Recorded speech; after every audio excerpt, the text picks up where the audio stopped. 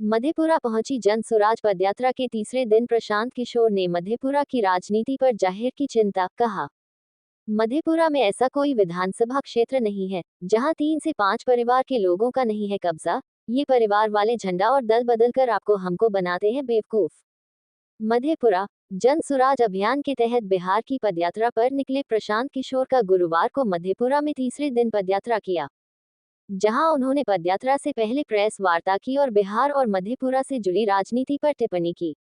आज पदयात्रा की शुरुआत मधेपुरा कॉलेज नगर परिषद से की, जहां उन्होंने स्थानीय लोगों से बातचीत कर भतरंधा परमानपुर होते हुए भतरंधा मध्य विद्यालय पहुंची। गांव के लोगों ने प्रशांत किशोर की पदयात्रा का स्वागत बैंड बाजा, ढोल नगाड़ों के साथ किया। इस दौरान बड़ी संख्या में युवाओं और महिलाओं की भीड़ भी देखने को मिली। मधेपुरा में ऐसा कोई विधानसभा क्षेत्र नहीं है जहां 3 से 5 परिवार के लोग विधायक बनते न आ रहे हों। झंडा और दल बदलकर आपको हमको बनाते हैं बेवकूफ। प्रशांत किशोर जन सुराज पदयात्रा के तहत प्रेस वार्ता को संबोधित करते हुए प्रशांत किशोर ने कहा कि आप बिहार की राजनीति देखिए, जब कांग्रेस की सरकार थी तब शकुनी चौधरी विधायक मंत्री थे, जब नीतीश कुमार सत्ता में आए तब भी शकुनी जी मंत्री रहे। आज जब भाजपा को राजनीति करना है तो उनको कोई और कुशवाहा नहीं मिला, शकुनी चौधरी का लड़का ही मिला। आपको लगता है आप कांग्रेस को हटाकर लालू को लाए, लालू को हटाकर नीतीश को लाए, पर ऐसा नहीं है। आज बिहार में 1200 परिवार ही शासन कर रहा है। आप अपने मधेपुरा के हर विधानसभा को देख लीजिए, कोई ऐसा विधानसभा नहीं है जो 3 से 5 परिवार वालों के बाहर गया हो। उसी परिवार वालों के लोग अलग अलग झंडा और दल लेकर आपको हमको बेवकूफ बनाकर वोट लेते हैं। जनता नीतीश और लालू को सबक तो सिखाना चाहती है, मगर द्वारा उसी परिवार वाले को वोट कर देती है। जब नीतीश बाबू का शासन आया तो उसमें भी विधायक मंत्री बने शकुनी चौधरी। जब मांझी जी मुख्यमंत्री बने तो उसमें भी शकुनी चौधरी विधायक मंत्री। और आज जब भाजपा को राजनीति करना है तो उसको भी और कोई कुशवाहा नहीं मिला, शकुनी चौधरी का लड़का ही मिला। तो आपको लग रहा है कि हम कांग्रेस को हटा के लालू को लाए, लालू को हटाकर नीतीश को लाए, नीतीश को हटाकर भाजपा को लाए किसी को। परिवार तो वही शकुनी चौधरी का ही जो शासन कर रहा है, वही 1200 परिवार शासन कर रहा है। आप अपने मधेपुरा के हर विधानसभा को देख लीजिए, कोई ऐसा विधानसभा नहीं है जो 3, 4, 5 परिवारों के बाहर गया हो।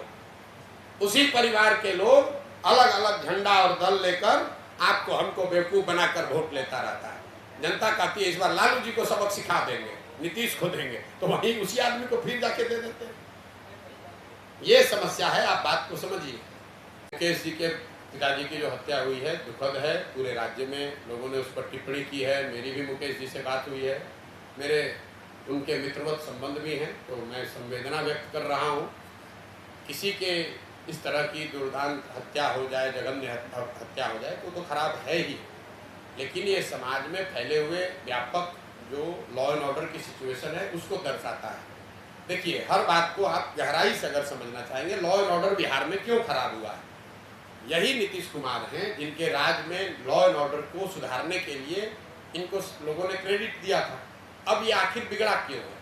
बिगड़ा है ये 2017-18 से बिगड़ना शुरू हुआ है, और बिगड़ने की शुरुआत हुई शराबबंदी से।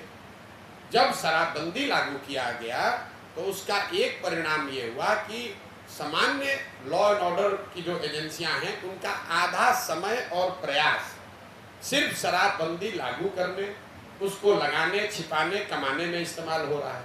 तो आधी जो प्रशासनिक लॉ एंड ऑर्डर व्यवस्था है वो आपने डाइवर्ट कर दी शराबबंदी की ओर, उससे लॉ एंड ऑर्डर में ढिलाई हुई। उसके बाद नीतीश जी ने महागठबंधन की सरकार बना ली।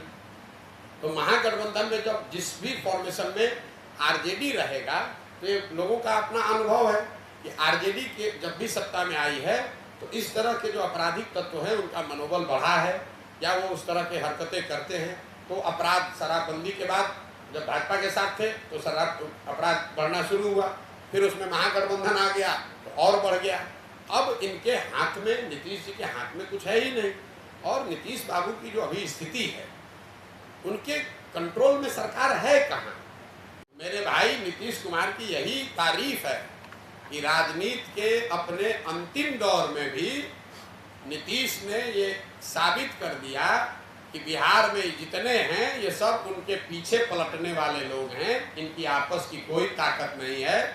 हम तो इसीलिए कह रहे हैं कि भाजपा को अगर दम है, कैमरे पर कह, तो नीतीश कुमार को अपना मुख्यमंत्री का चेहरा घोषित करे कि 25 में जीतने के बाद नीतीश बाबू मुख्यमंत्री बनेंगे। आप देखिए, अगर दम है तो घोषित करके दिखा देगा। आप सम्राट चौधरी को या जो भी भाजपा का यहाँ नेता है उससे जरा पूछिए कि सर 25 के बाद मुख्यमंत्री का चेहरा कौन होगा। सम्राट चौधरी ने तो कहा है कि नीतीश के नेतृत्व में चुनाव लड़ेंगे। तो कह के भाई लड़के देख ले, पता चल जाएगा। नीतीश जी तो जैसे पलट पलट के सबको पलटू राम बना दिए, वैसे अपने डूबेंगे, साथ साथ भाजपा को भी लेके पूरा ही डूब जाएंगे। सम्राट चौधरी में दम नहीं उठाने का, अभी मुरेठा खुला है ना, सब खुल जाएगा। नीतीश को नहीं जानते, नीतीश बाबू को हमसे ज्यादा बहुत लोग नहीं जानते हैं बिहार में। सम्राट चौधरी जैसे 10 आदमी को नीतीश कुमार डुबाने की क्षमता रखते हैं, जाते जाते डुबा के जाएंगे। मुरेठा खुलवा दिए ना उनका, मुरेठा भी खुल गया, इज्जत गई सो अलग, विश्वास प्रतिष्ठा गया सो अलग।